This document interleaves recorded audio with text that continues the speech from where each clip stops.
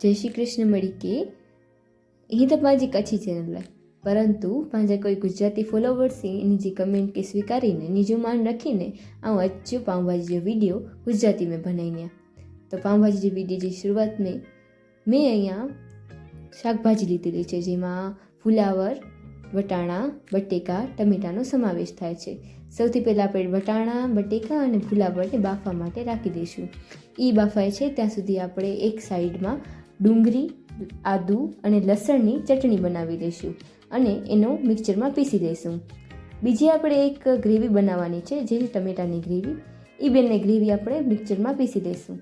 ત્યારબાદ એક કુકરમાં આપણે જે બાફવા માટે મૂકેલા હતા બટેકા વટાણા અને ફુલાવર એ બફાઈ ગયેલા છે। હવે એને એક આપણે વાસણના મદદથી એને આપણે ક્રશ કરી લઈશું। તમે જોઈ શકો છો એનું ટેક્સચર કેવી રીતે થઈ ગયું છે। તમામ બટેકા સંપૂર્ણપણે બફાઈ ગયેલા છે। ત્યારબાદ આપણે એક કઢાઈમાં તેલ લઈશું। તેલ ગરમ થઈ જશે એટલે આપણે ડુંગળી આદુવાળી પેસ્ટ એમાં નાખી દઈશું। એને આપણે સંપૂર્ણપણે હલાવી લઈશું। તમે જોઈ શકો છો એકદમ તેલમાં આપણે મિક્સ થઈ ગઈ છે।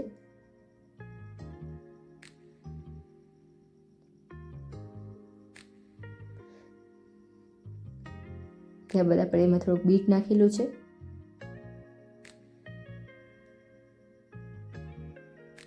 આપણે એમાં આપણી ટમેટાની ગ્રેવી નાખેલી છે।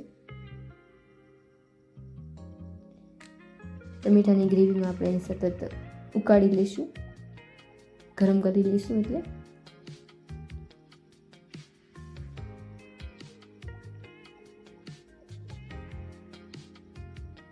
પછી એવા આપણે બાદશાહ પાઉંભાજી મસાલાથી આપણે એને ચટાકેદાર સ્વાદ આપી દઈશું।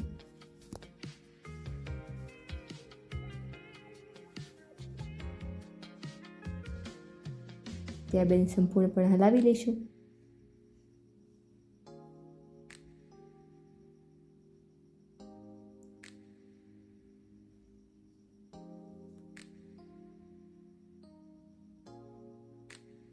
હવે આપણે એમાં મસાલાની ચટણી બનાવીને એડ કરીને નાખેલી છે।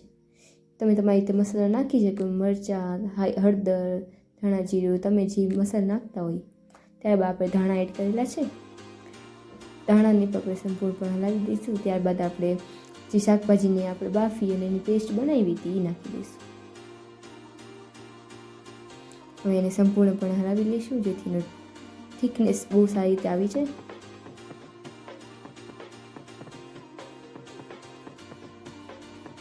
તમે જોઈ શકો છો કેવો એનો પાઉંભાજીનો કલર આવેલો છે।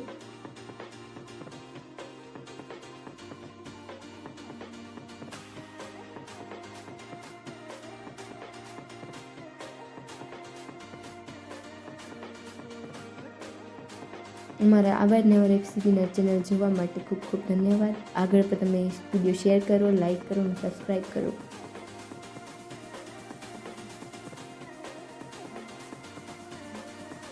ત્યારબાદ એક લીંબુનો આપણે રસ નીચોડી દઈશું। તમે અત્યારે નીચોડી શકો અને જમતી વખતે પણ તમે એમાં નાખી શકો। આપણી ગરમા ગરમ પાઉંભાજી તૈયાર છે। એકદમ ખૂબ સરસ પાઉંભાજી અહીંયા દર્શાવવામાં આવે છે। ખૂબ ખૂબ ધન્યવાદ।